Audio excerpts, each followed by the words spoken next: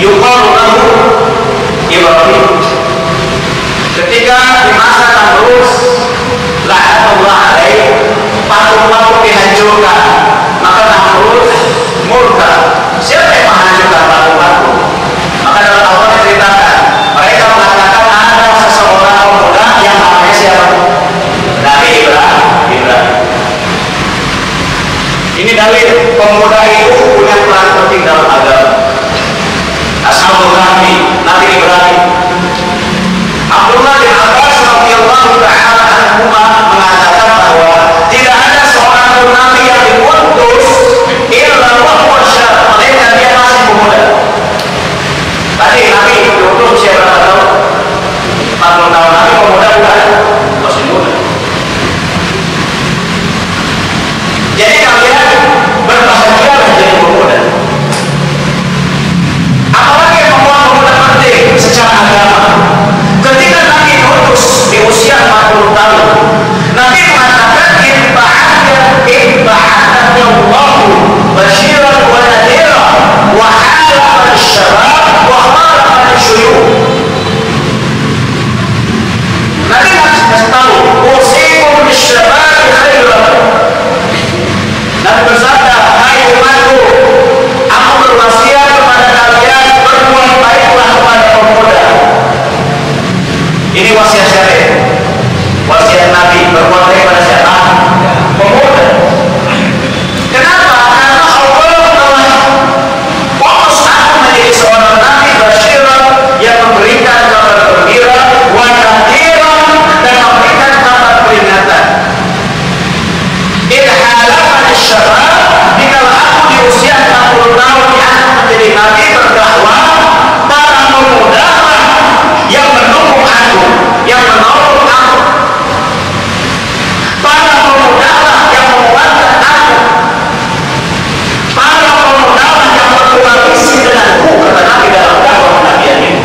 Wa khalaqan syuyukh, sedangkan orang-orang tua Abu Jahal dan lain-lain justru mereka memusuhiku dalam dakwah. Kenapa? Sebab ketika Nabi SAW diangkat jadi Nabi usia 40 tahun, Abu Bakar dia menjadi pendukung setia Nabi, usianya saat itu baru 37. 37 pemuda bukan? Pemuda bukan? Sayyidina Umar bin Khattab saat itu usianya 24 tahun menjadi pendukung Nabi, 24 tahun pemuda bukan? Sayyidina Utsman saat Nabi diangkat menjadi Nabi, beliau berjuang bersama Nabi, membela Nabi dengan hartanya. Utsman saat itu usianya 37 tahun, 34 tahun kalau tidak salah. Al-Asyarah Mubasyrah bil Jannah, Sayyidina Ali usianya masih 10-an tahun. Zubair bin Awwam usianya 14 tahun. Abdurrahman bin Auf, Abu Ubaidah bin Jarrah usianya belasan sampai 20-an tahun.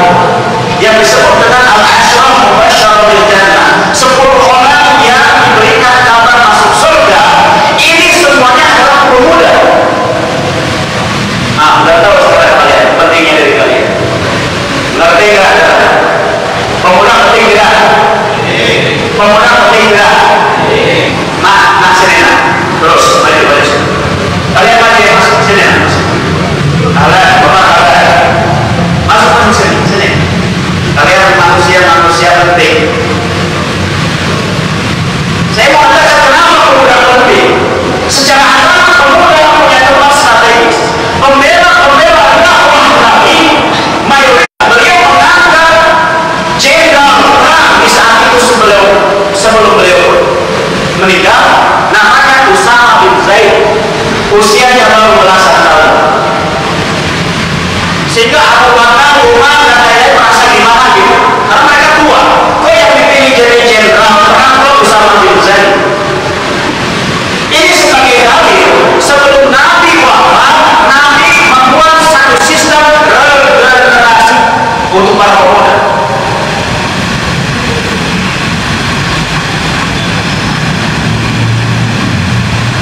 Muhammad bin Qasim membuka India, beliau pemuda. Tariq bin Ziyad membuka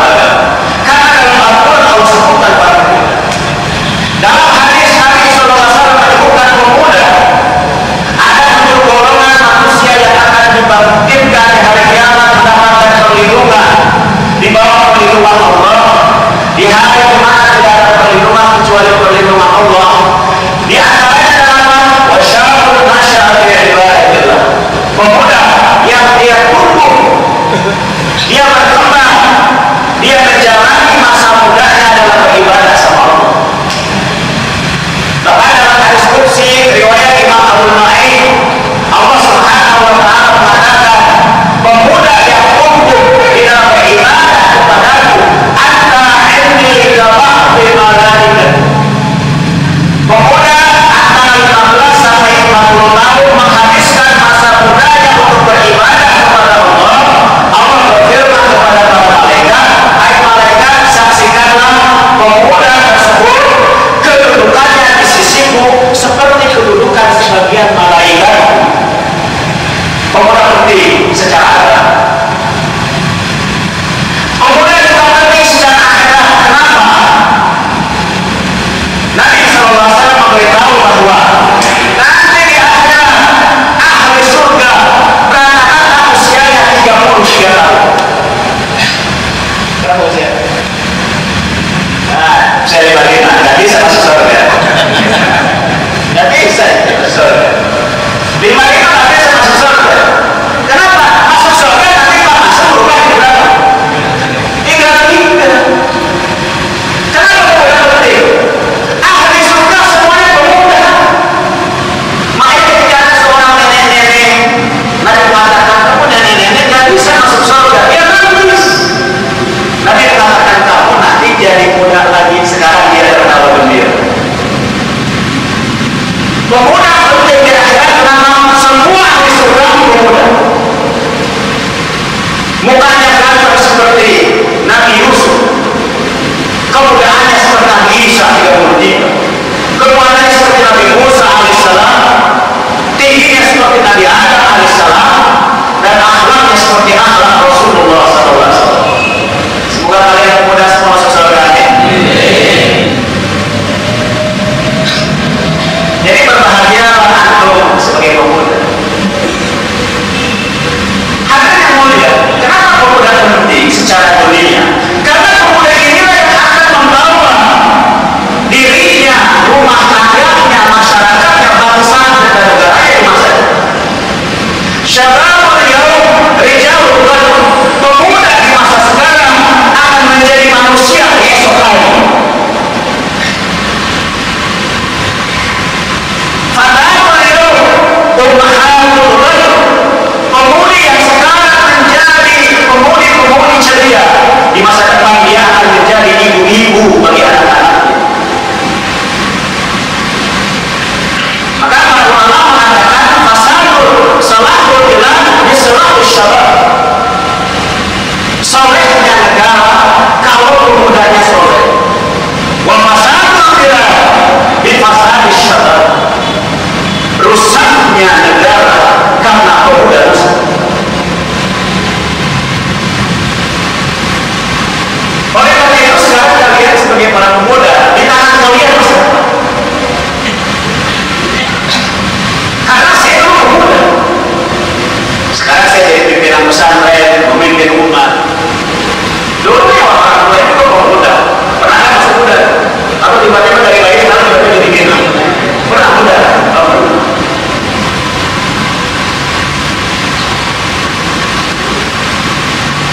Saya titip kepada teman-teman pemuda yang saya cintai karena Allah. Bang kalian ke depan mau jadi apa? Tergantung kalian. Bang kalian jadi sholat, jadi soleh, tergantung pemudanya. Bang kalian ke depan rusak pun tergantung kalian. Makanya di zaman Nabi SAW yang sering memenuhi saf sholat para pemuda. Di zaman Nabi SAW yang suka iktikaf adalah biasanya para pemuda. Di masa Nabi yang suka menghafal Quran biasanya para pemuda. Di masa Nabi yang paling berada di saf barisan terdepan saat bertempur biasanya pemuda. Jelas nih. Salam bin Abbas seorang pemuda. Dia jago lari, jago panah, jago berantem. Umar bin Khattab pemuda, dia jago. Dia habis Quran, sholatnya khusyuk, takut sama Allah, dan dia jago pedang. Sayyidina Ali bin Abi Thalib jago dalam bertempur. Hamzah radhiyallahu anhu jago dalam bertempur. Abdurrahman bin Auf dalam perang dia jago, dia pengusaha besar. Utsman bin Affan habis Quran dalam satu rakaat dia menghafalkan Quran 30 juz. Dia punya kekayaan yang luar biasa. Di perang Tabuk, Utsman bin Affan radhiyallahu anhu memberikan 300 ekor kendaraan dan 1000 dinar. 1 dinar 1000 kali sejuta, 4 juta, 1000 dirham kali 4 berapa? Kali 4 juta berapa? 4 miliar. Pemuda, jadi pemuda hebat. Siapa yang pemuda gak hebat?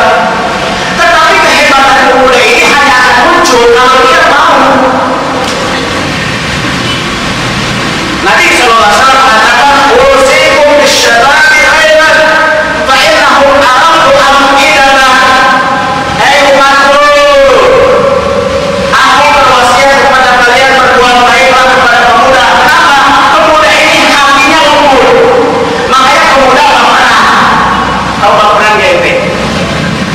Ya, kena uji dikit langsung besar terlihatnya. Kena sentil dikit cepat kecewa. Benar nggak pemuda kayak gitu? Nabi sudah kasih tahu, amanku akidah. Anak muda itu yang usia 15 sampai 40 itu hatinya lembut, gampang terpengaruh, kepada kebaikan, gampang juga terpengaruh kepada keburukan. Makanya pemuda kalau dia memuji kemudi, dia kamu cantik, langsung kemudi itu langsung terbang hatinya. Kenapa? Hatinya lembut, sehingga terjadi acara. Ada kayak gini? Banyak. Karena pemuda hatinya lembut, dia sedang dalam pencarian, lampir dia bangga, dia berusaha memuji. Itu pemuda. Dia ingin cari tahu. Makanya pemuda itu suka kepo. Apa suka apa? Kepo. Tahu kepo kan? Nah, itu pemuda. Pemuda suka mencoba-coba. Ih, orang tua pada merokok, coba-coba merokok. Padahal orang tua yang marah, dia pengakuan dia, sembunyi-sembunyi merokok. Ada pemuda kayak gitu? Ada kan? Banyak. Karena pemuda ingin tahunya banyak. Yang berikutnya ciri-ciri pemuda itu suka tantangan. Makin dilarang, makin tentang dia. Ada nggak kayak gitu?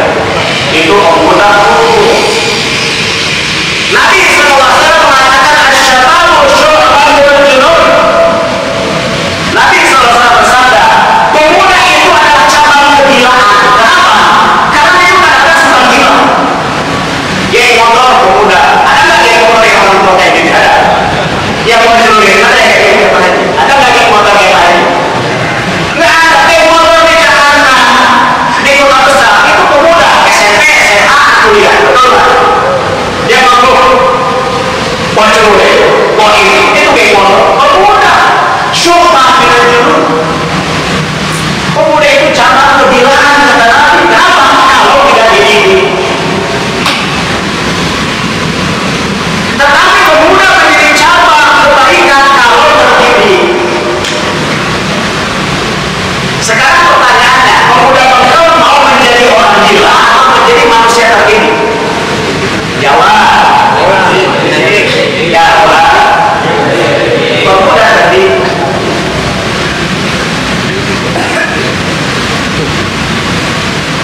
Nah sekarang coba kalian rakyat Indonesia.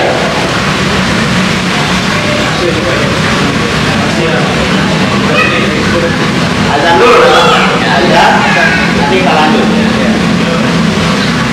Lanjut ya pemuda. Topiknya masuk ke kalian. Ini tentang pemuda nih.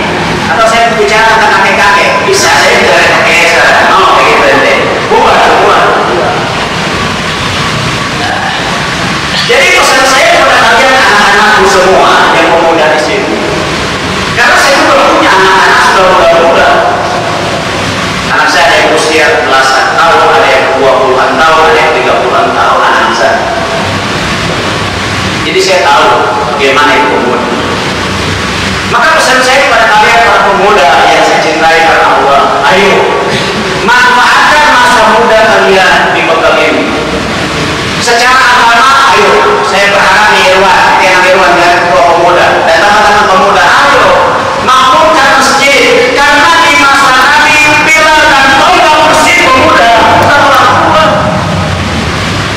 Yang suka ini kami masjid Nabi itu Ibnu Umar, Abu Hurairah itu orang pemuda bukan orang tua.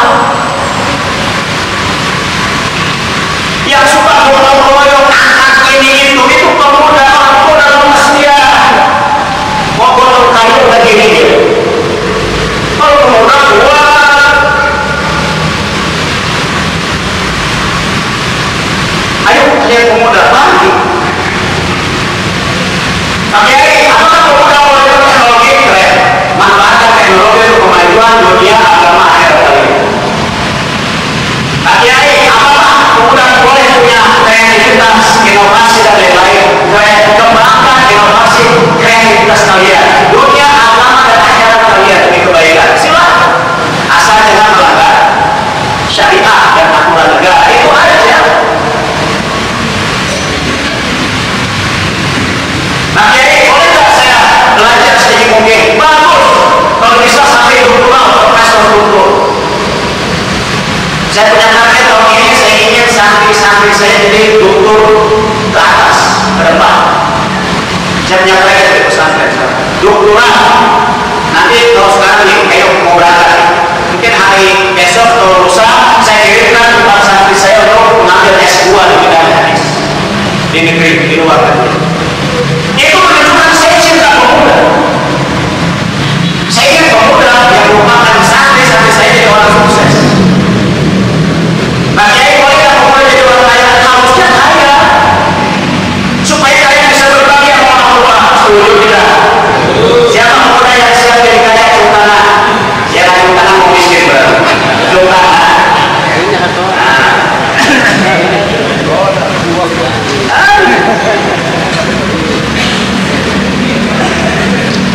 Gimana pemuda? Siap insya Allah? Lemas benar. Siap tidak? Siap kedua insya Allah? Makanya di Indonesia ada sumpah pemuda, bukan sumpah kakek-kakek. Gimana Pak? Di Indonesia terjadi apa? Sumpah pemuda atau sumpah orang tua? Sumpah pemuda. Nggak ada sumpah orang tua, sumpah pemuda. Itu kebangkitan bangsa. Maka pesan saya kepada teman-teman Irwan dan semua para pemuda-pemudi, ayo makmurkan Masjid Tunggal. Saya yakin kalian para pemudi yang ada di belakang sana, kalian cinta masjid, saya yakin. Ayo naik ke masjid. Buat pengajian khusus pemuda, nanti difasilitasi oleh Pak Mansur. Tentu sambil kita menjaga antara pemuda-pemudi di sekitar, betul tidak? Karena masjid dan rumah masjid kan berbeda, betul tidak? Masuk masjid punya wudhu dengan kaki kanan, dengan niat etika, betul tidak? Yang sedang haid atau menstruasi syariat Islam dilarang masuk. Menunjukkan masjid itu sakral, harus dijaga kesuciannya. Ketika saya ke berbagai negeri, di Malaysia, di Turki dan lain-lain, di setiap mana masjid, Kalura, Pak Kades, Pak Masud dan Haji, nanti ada tulisan area berbusana muslim. Jadi nanti Pak Masud, Pak Kades, semua orang di sini buat tulisan area berbusana muslim.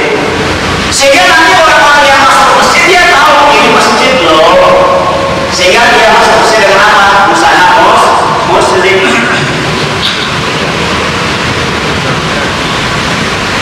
Saya sering ke Turki. Kenapa saya sering ke Turki? Karena saya suka ada orang Nabi di sana, Museum Rasulullah. Di setiap masjid-masjid Turki ada tulisan.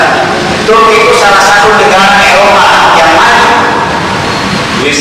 Suasana tempat berbusana muslim. Sehingga ketika ada orang-orang non-muslim, dia masuk ke area masjid, itu dia tahu diri. Orang non-muslim aja di Eropa, kalau masuk masjid, dia pakai pakaian yang sopan. Dia tahu ini rumah ibadahnya orang Islam. Saya non-muslim mau melihat keindahan masjid, tapi saya harus ikut aturan orang Islam. Makanya kalian kalau berkemudian masuk masjid pakai pakaian muslim. Kenapa? Kita orang Islam, orang non-muslim. Yang orang non-muslim aja hormat kepada aturan masjid, apalagi kita.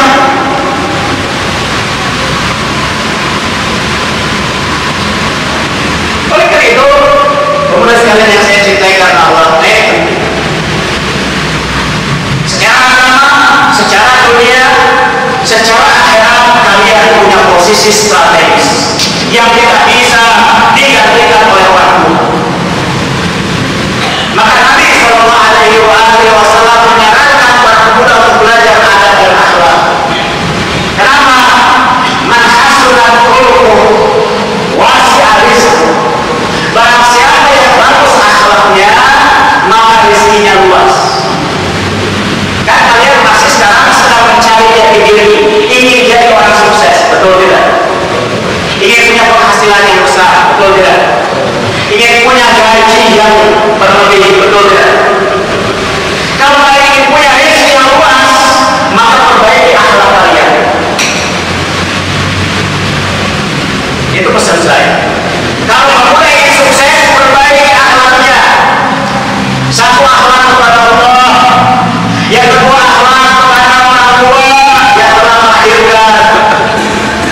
menyusui, mengandung kita, membesarkan kita. Yang berikutnya akhlak kepada keluarga yang sesama.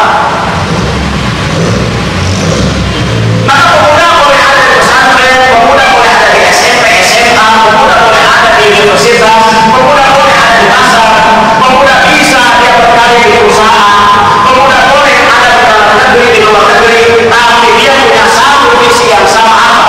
Menggunakan masa mudanya untuk kemaslahatan, kemanfaatan, kebahagiaan, kebaikan dunia, agama, dan akhirat. Itulah pemuda yang modern.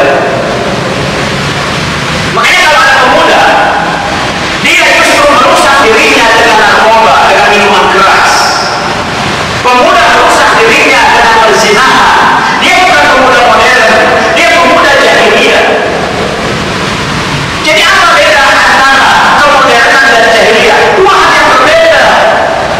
Modern itu identik dengan pemikiran luas, hati yang luas, ingin perubahan ke arah yang lebih baik, visi-misinya ke depan, ingin cari tahu untuk kemaslahatan bersama. Itu kemodernan. Itu konsep yang diusung oleh Barat, Eropa dan Amerika. Tapi pemuda-pemuda di berbagai negara berkembang melihat kemodernan justru dari sisi pacaran. Benar kan? Salah kaprah. Pemuda-pemuda negeri berkembang melihat kemodernan hanya main gadget saja, internetan. Padahal pemuda-pemuda yang dimaksud kemodernan di Eropa dan Amerika adalah orang-orang yang dia membawa perubahan ke arah yang lebih baik. Maka pemuda yang update, pemuda kontemporer, pemuda modern, pemuda yang ingin mendapatkan perubahan secara sosial, politik, ekonomi, pendidikan, penghasilan, rumah tangga, lingkungan ke arah yang lebih baik. Makanya kalau ada pemuda tidak update, kerjanya maksiat, ini bukan pemuda modern, ini pemuda jahiliyah. Nah, saya ingin kalian menjadi pemuda Islam yang modern, yang punya visi-misi mau perubahan. Gimana? Siap tidak? Siap menjadi pemuda Islam yang modern? Atau siap menjadi pemuda yang jahiliyah? Na'udzubillah min dzalik. Ayo kita saling dukung-mendukung. Pemuda pasti punya perbedaan persepsi tentang agama, betul tidak? Ada yang senang ke masjid, ada yang senang ke ini. Bagus semuanya. Dalam perbedaan sesama pemuda saling menghargai. Pemuda yang modern, pemuda yang bisa menghargai, yang luas pikiran dan pandangan. Terjadi perbedaan, ini Sunda, ini Batak, ini Sumatera, beda bahasa. Kita terikat dengan sumpah pemuda yang sama. Kami pemuda Indonesia, apalagi kita pemuda Islam. Ini santri, ini mahasiswa, ini SMK, semua sama-sama mulia, sedang belajar, tak usah dibeda-bedain, betul tidak? Tapi nanti hasilnya yang berbeda. Yang pesantren jadi hadis dan ulama, yang universitas jadi dosen, cendekiawan dan akademisi, yang SMK dan insinyur akan jadi teknisi yang handal dalam teknologi. Itu aja bedanya. Tujuannya sama mulia belajar.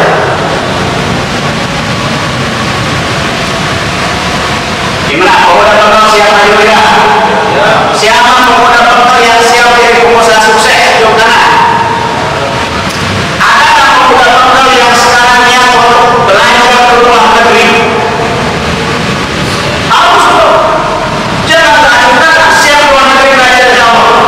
Nanti pemuda-pemuda bekal terkenal belajar di Yaman, di Saudi, belajar di Malaysia, di Brunei, di Australia. Ada yang belajar teknologi, ada yang belajar nuklir, ada yang belajar manajemen, ada yang belajar tafsir hadis. Majukan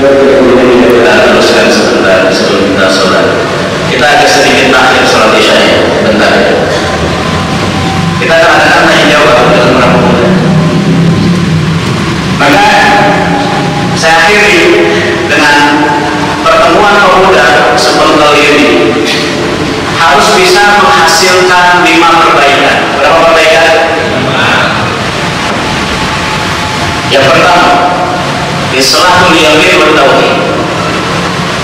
Pertemuan pemuda-pemuda di hari ini, hari Ahad ya, malam Senin, harus bisa menjadi sebab perbaikan ketauhidan, keimanan, keyakinan kita kepada Allah dan hari akhir. Saya berharap pertemuan ini pemuda semangat untuk makin beriman kepada Allah, makin mencintai Allah Ta'ala, mencintai Rasul SAW, mencintai ajaran-ajaran Nabi yang rahmatan lil alamin, cinta kesucian, cinta keimanan, benci pada segala bentuk kemusyrikan, kekufuran dan kemaksiatan. Itulah harapan saya. Pemuda harus menjadi tonggak dasar bangkitnya suasana iman di bangsa ini, harusnya.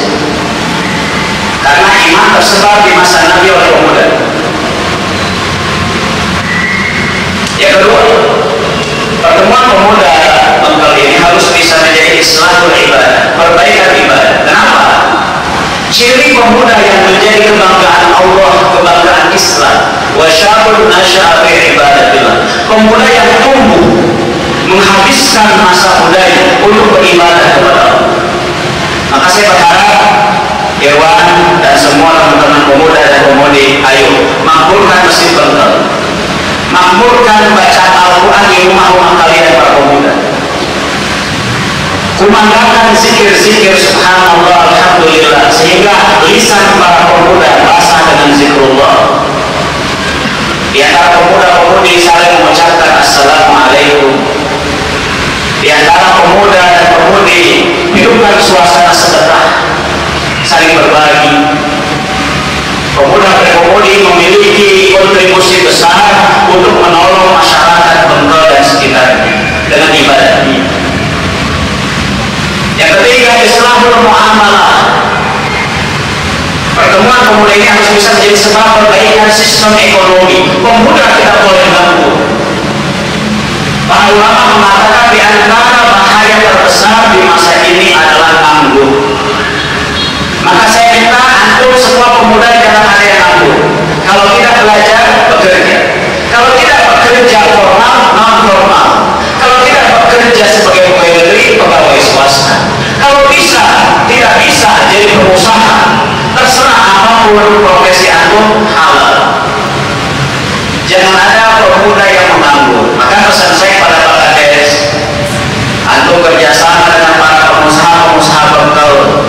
Di sini saya yakin ada orang-orang kaya Bengkel, betul tidak? Yang punya tenaga kerja. Di pesan saya pada bapak-bapak yang punya usaha di Bengkel, tolong rekrut para pemuda Bengkel terlebih dahulu. Kalau Bengkel ini perlu lapangan pekerjaan, ayo rekrut pemuda Bengkel dulu. Kalau nanti dari Pak Kades ada dana-dana pemerintah untuk usaha UMKM, utamakan para pemuda yang bisa. Gimana, Pak? Nah, kalau ada fasilitas beasiswa pendidikan, cari pemuda-pemuda Bengkel yang berprestasi. Setuju tidak? Setuju tidak? Ada dana nih dari pemerintah nih. Udah kamu sana berangkat ke Mesir, kamu sana ke Yaman, kamu sana ke Australia. Pakai duit untuk apa? Memajukan pemuda. Nah, dan kalian pemuda hilangkan sifat malas, karena pemuda ini biasanya juga ingin leha-leha.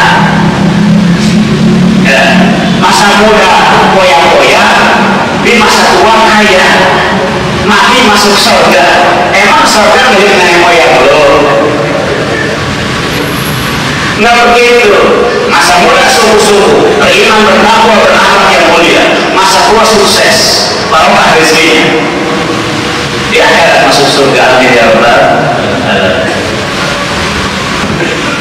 Yang berikutnya, pertemuan pemuda ini harus bisa menjadi sebab islahul muasyarah, perbaikan hubungan tatanan sosial di antara kita. Karena pemuda Islam yang modern, dia akan menghargai prinsip-prinsip kemanusiaan, hak asasi manusia. Pemuda yang modern tidak mungkin mengganggu tetangganya dengan suara gitarnya, nggak mungkin tuh pemuda modern. Kalau kita pemuda modern, kita main gitar, kita tahu di waktu tidur, oh kita pemuda Islam yang modern, nggak boleh kita dengan suara gitar apa mengganggu tetangga kita. Kita pemuda Islam yang modern, nggak bisa kita teriak-teriak di tengah malam, sedangkan ada saudara kita yang sedang capek karena bekerja demi anaknya yang masih baik. Pemuda Islam yang modern nggak begitu. Maka yu'minillah wal yawmil akhir fala yu'di jarah. Barang siapa yang beriman kepada Allah dan hari akhir, jangan ganggu tetangga. Pesan saya kepada para pemuda, kalian muliakan tetangga kalian. Jangan sampai ada kenakalan pemuda yang bisa merusak tatanan masyarakat. Justru kita jadikan masa muda kita bermanfaat, berdaya guna, membangun bangsa dan bangsa negeri ini. Gimana? Siap tidak? Siap tidak? Kalian punya kegiatan-kegiatan yang positif, teruskan. Yang senang olahraga, teruskan. Yang senang seni, teruskan. Yang senang apa, teruskan. Tetapi ingat, dalam setiap kegiatan positif tetap harus menjaga hablum minallah, hablum minannas.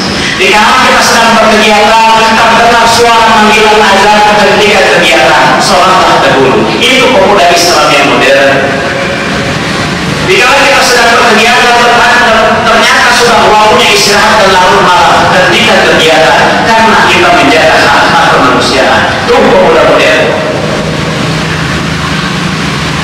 Yang terakhir, pertemuan pemuda ini harus bisa menjadi islahul akhlak, perbaikan akhlak, moral, mental yang lebih baik, menjadi pemuda yang berkualitas, mutiara bangsa. Ini dari saya kepada teman-teman pemuda. Siap diamalkan insya Allah. Yang sedang belajar menghafal Quran, teruskan sampai selesai tahfiz Quran. Yang sedang belajar tafaqquh fikih, teruskan sampai jadi ustaz dan guru. Yang sedang kuliah ekonomi, teruskan sampai jadi ekonom yang handal. Yang sedang kuliah di pendidikan, sampai jadi pengajar yang bermanfaat untuk bangsa dan negara. Yang sedang belajar manajemen, ekonomi, politik, dan sebagainya, teruskan sehingga bermanfaat untuk kalian, untuk diri kalian, keluarga kalian, masyarakat kalian, dan bangsa kalian. Ingat, salatul bilad bisalahis syabab. Baiknya negara dengan sebab baiknya pemuda. Wa masalul bilad, buruknya negeri ini bimasalis syabab, dengan rusak dan buruknya pemuda. Hadirin yang mulia, itu sedikit kajian tentang pertemuan pemuda. Semoga Allah jadikan pemuda bekal orang yang bertakwa, amin. Semoga Allah jadikan para pemuda bekal ini antara azan dan qomat, doa diterima, doa makbul. Semoga Allah jadikan para pemuda bekal adalah mutiara-mutiara Islam di masanya, amin. Dari sekian pemuda yang hadir di sini, mudah-mudahan muncul wali-wali Allah, amin. Muncul hadis Quran yang mungkin, amin. Di antara kalian mudah-mudahan muncul ulama-ulama hebat di masanya, amin. Di antara kalian mungkin muncul pemimpin-pemimpin yang soleh dan adil, amin. Saya berdoa di antara kalian muncul pengusaha-pengusaha sukses yang membela ekonomi rakyatnya, amin.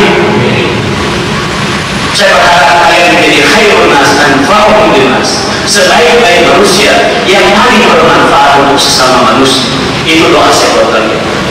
Tentu doa harus diiringi dengan usaha yang nyata.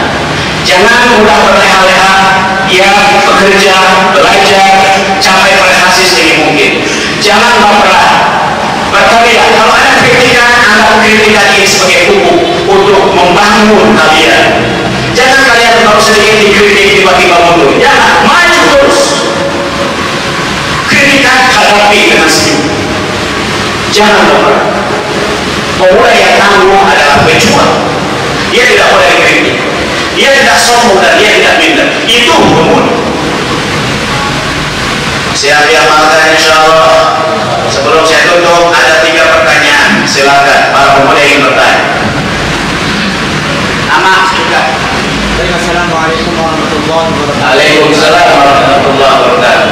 Mungkin memperkenalkan diri. Nama Tiang Zeli Putrawan.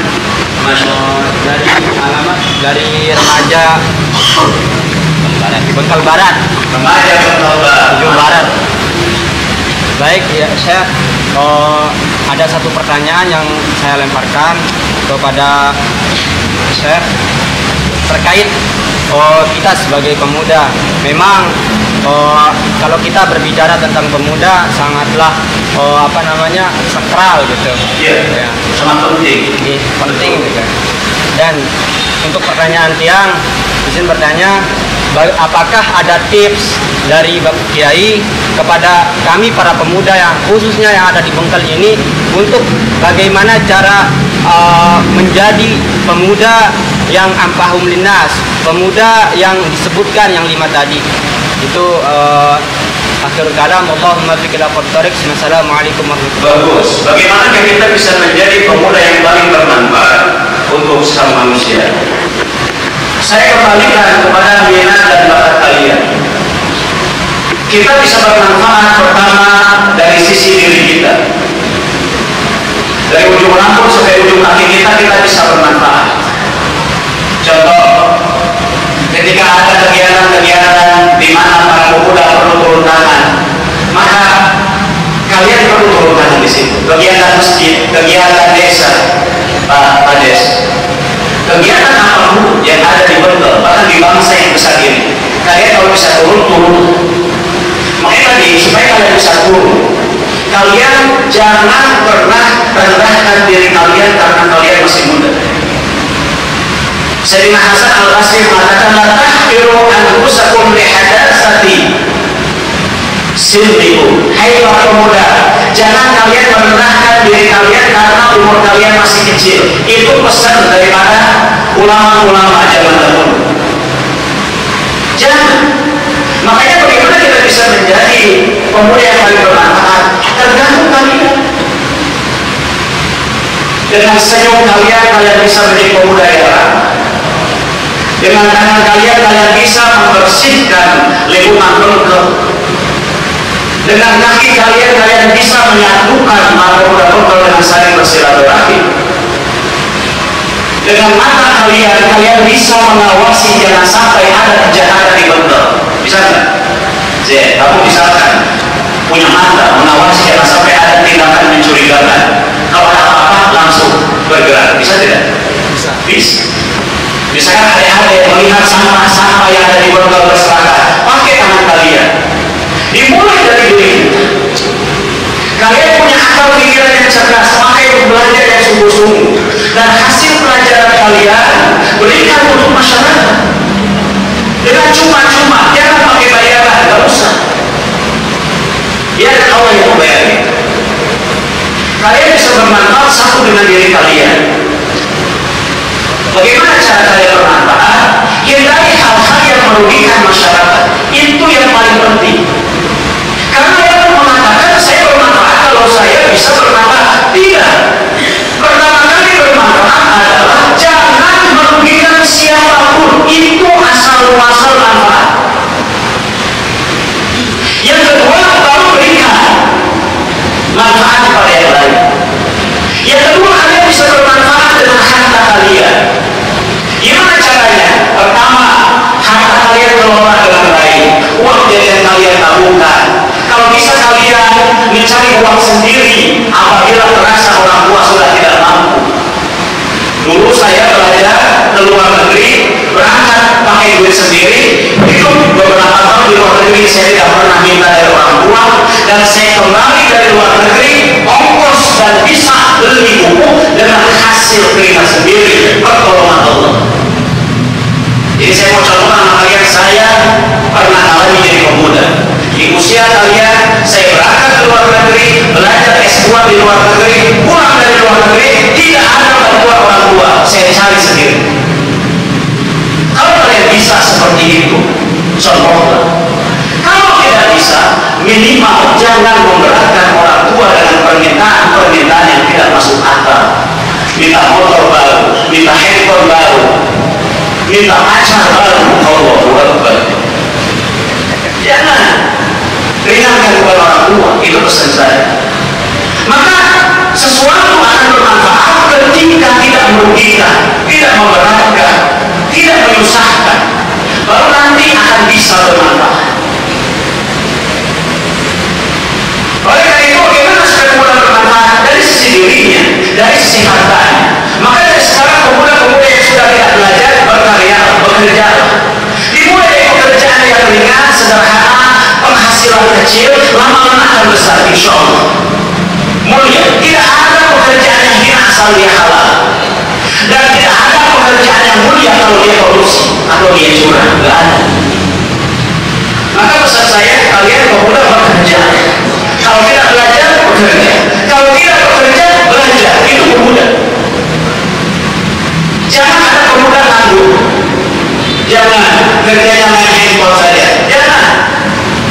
Bekerja, belajar, bekerja, berkarya. Itu saran saya. Kenapa ulama mengatakan fa'ilus syai' la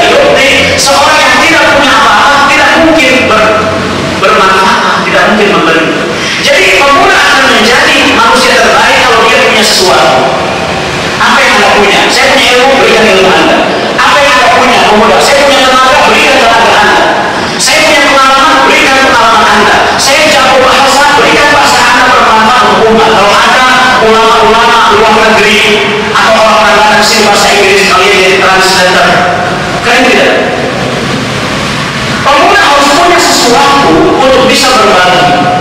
Maka kalian sekarang mulai berpikir, saya harus punya apa? Punya kerja, punya ilmu, punya kuasa, punya pengalaman, punya keahlian apa? Mulai dari sekarang itulah pemuda.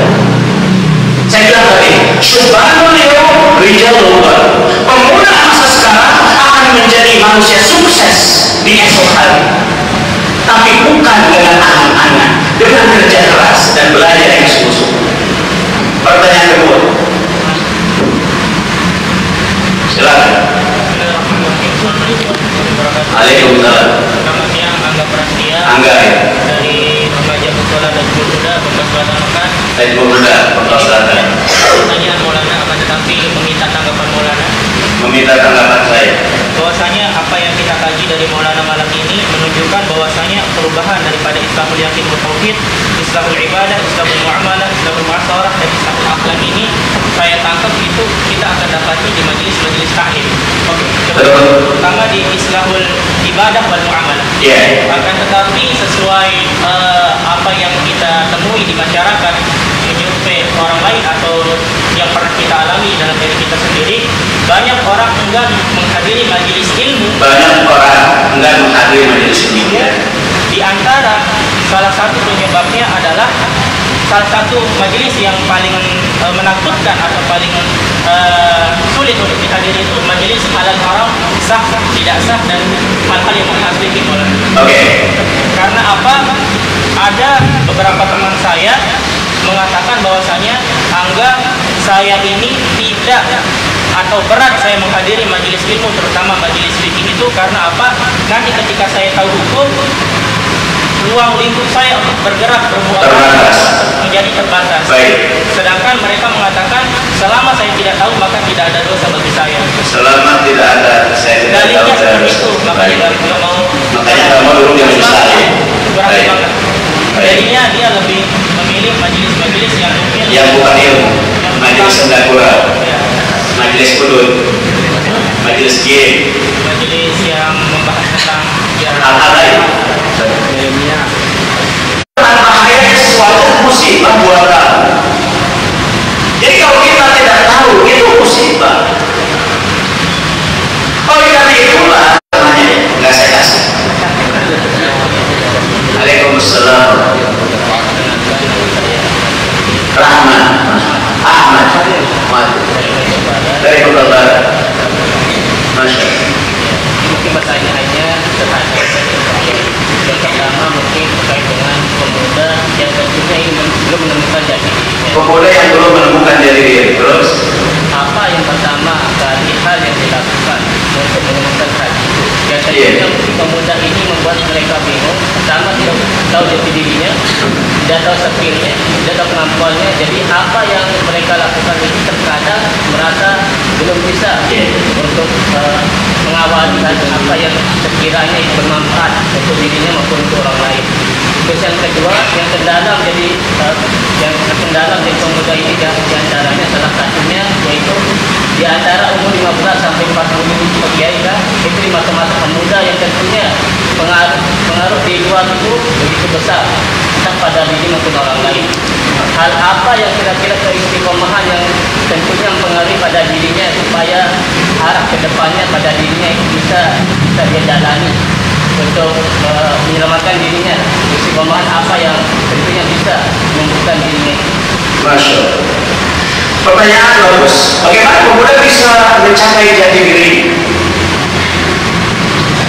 Maka supaya kalian bisa mengetahui jati diri kalian, ada satu kaidah, man 'arafa nafsahu 'arafa rabbahu.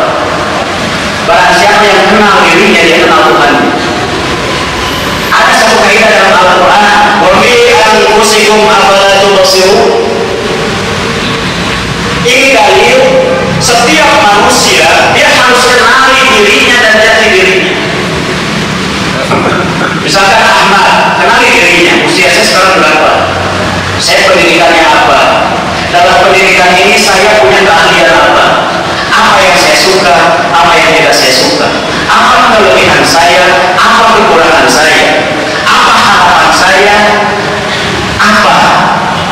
ketakutan saya, apa keberanian saya.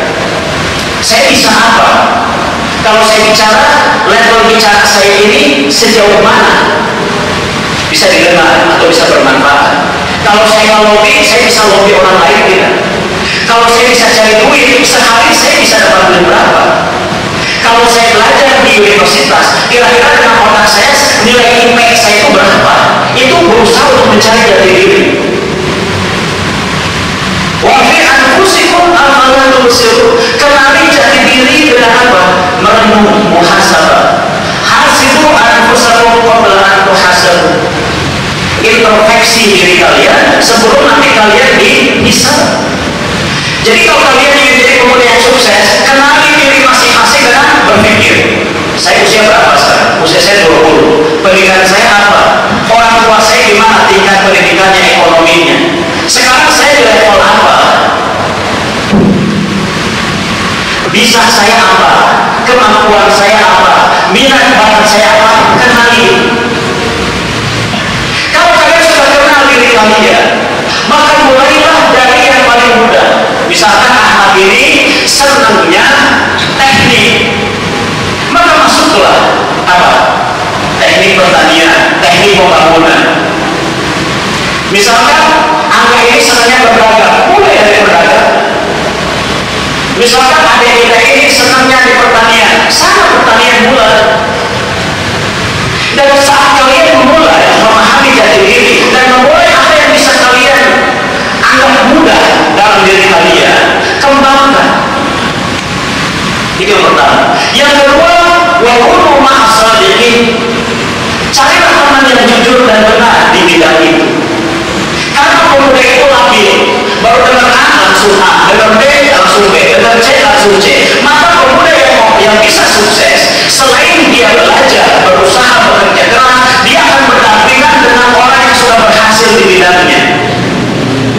Misalkan adik kita ini, dia senang usaha, belajar, berusaha, buka usaha, belajar dari pengusaha sukses, diskusi. Adik ini senang politik, mulai belajar politik, duduklah bersama politikus yang sudah sukses. Jadi selain kita gali, Nabi mengatakan an-nasu ma'adin kama'adin al-dhahabi wal fiddah, khiyaruhum fil jahiliyyah khiyaruhum fil islam ila fadl. Sayyidina Habibur Rasul bersabda, setiap manusia itu ma'adin, barang tambang yang mahal, kama'adin al-dhahabi wal fiddah, seperti barang-barang tambang emas dan perak.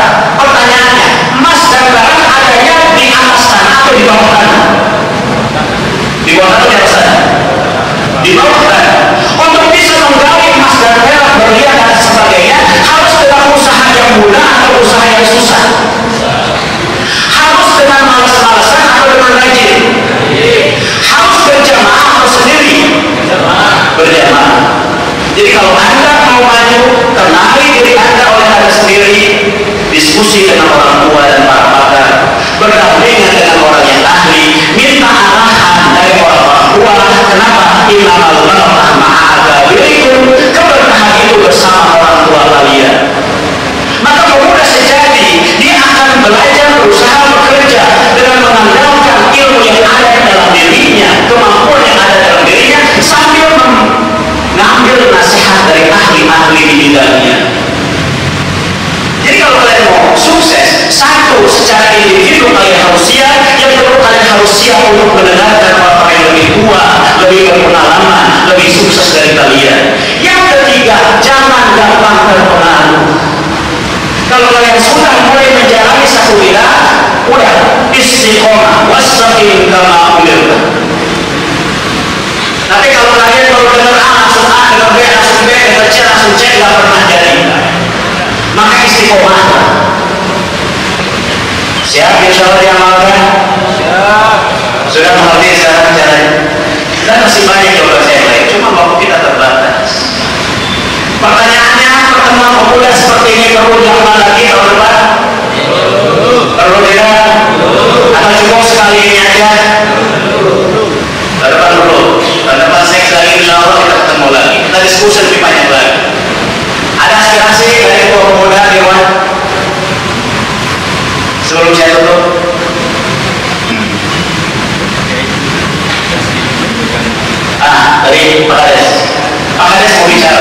Dengarkan apa kita.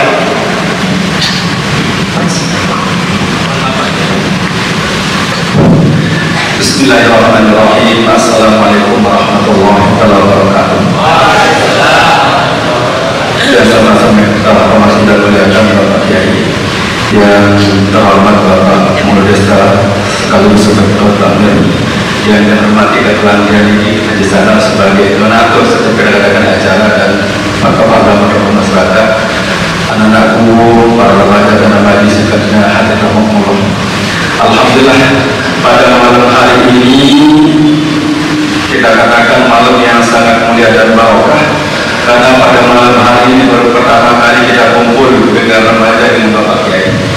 Alhamdulillah dengan apa yang disampaikan beliau, mudah-mudahan penyampaian beliau ini menjadi bekal kita semua, terutama bagi anak-anakku para remaja. Yang juga ingin berpesan kepada anak-anakku para remaja, karena setiap ada acara dia selalu berpesan istiqomah dengan kondisi dan situasi keadaan kita sekarang ini. Remaja masjid termasuk semua remaja-remaja yang desa Pengkel harus istiqomah dengan tantangan rintangan yang terjadi dengan zaman sekarang ini, karena Pengkel ini tergantung daripada remaja sekarang ini. Kalau remajanya gagal tahun ini, masa ini remaja gagal, remaja seterusnya akan gagal.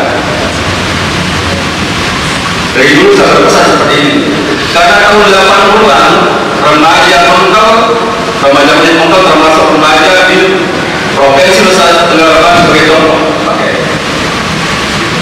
sampai tahun 90-an.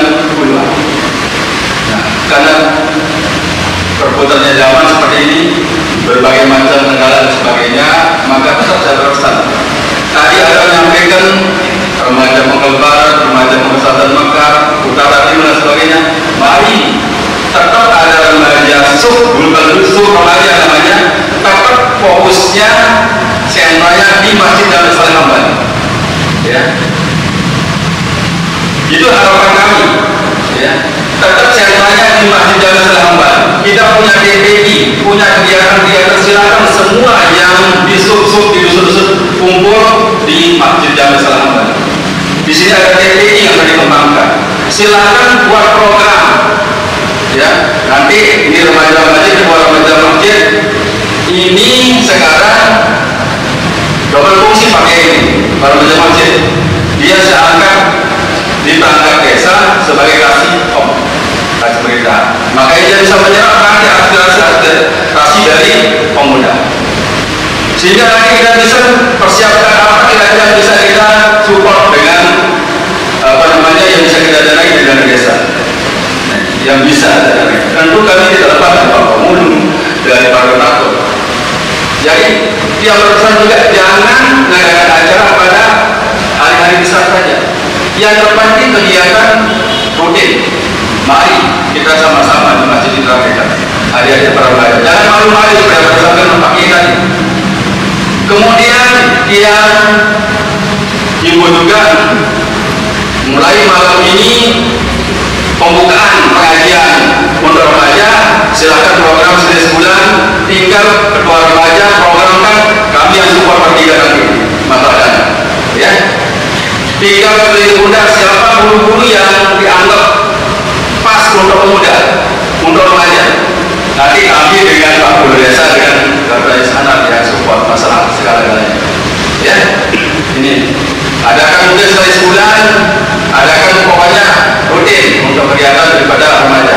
Selain pengajian malam minggu untuk umum dan hari Rabu untuk umum, saya ingin lihat remaja supaya tetap apakah dia pakai setelah maghrib, setelah isya, tergantung nanti waktunya. Silakan, ini menjadi PR remaja, kumpulkan penolakan di masing-masing dusun, sub-sub itu aja berebut untuk dusun program.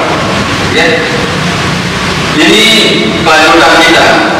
Ya, maka kami dari pihak desa mengucapkan terima kasih dan penghargaan setinggi-tingginya kepada Pak Kiai yang telah mengumpulkan kita bersama. Mudah-mudahan ini menjadi awal untuk membuka ya apa yang menjadi pikiran kita sekarang ini, terutama bagi adik generasi muda. Ada banyak sekali ya orang-orang yang sangat potensi. Di sini ada Ustaz Adam, jadi diam-diam di sebelah barat, di bakal paling banyak generasinya ya. Mari kumpul semua dari Bangkal Utara Timur, Bangkal Utara Tengah, Bangkal Selatan, semua kumpul di sini ya. Insya Allah DKI-nya dia akan berjalan, karena beliau juga sebagai ketua DKI, tuan badan masjid, sekaligus sebagai kasipam di pemerintahan desa ya.